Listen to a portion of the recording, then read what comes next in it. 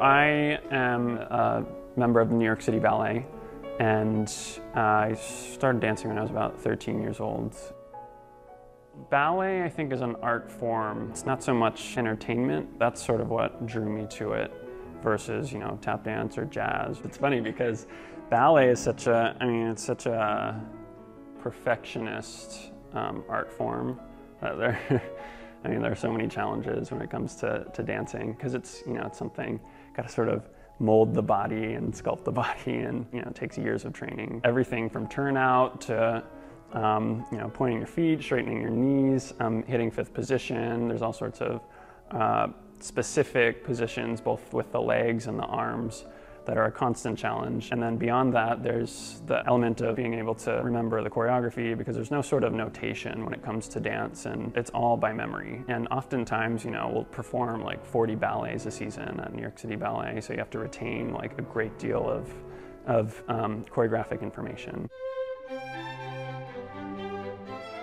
As a choreographer, I'm constantly trying to unveil the music through dance. So that's sort of the main challenge, is being able to perhaps make consumers or audience members view the music a bit differently, or maybe expose the music to them a little bit more through the choreography.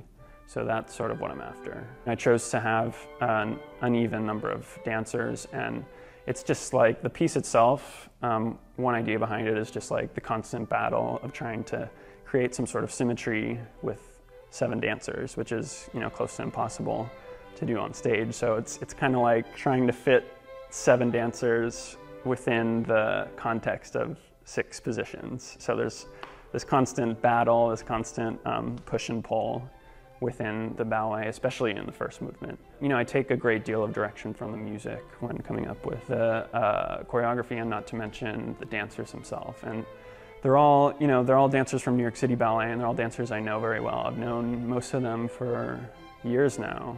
We've been working side by side as dancers in the company, and so I know their personalities, I know their strengths, I know their weaknesses, so there's a lot of highlighting their personalities. It's just such a perfectionist art form, and it's, you're reaching for this state of perfection that's unattainable, and it's just a constant battle, a constant struggle every day, trying to obtain that. But in a way, it keeps you going, because you never can quite grasp that place.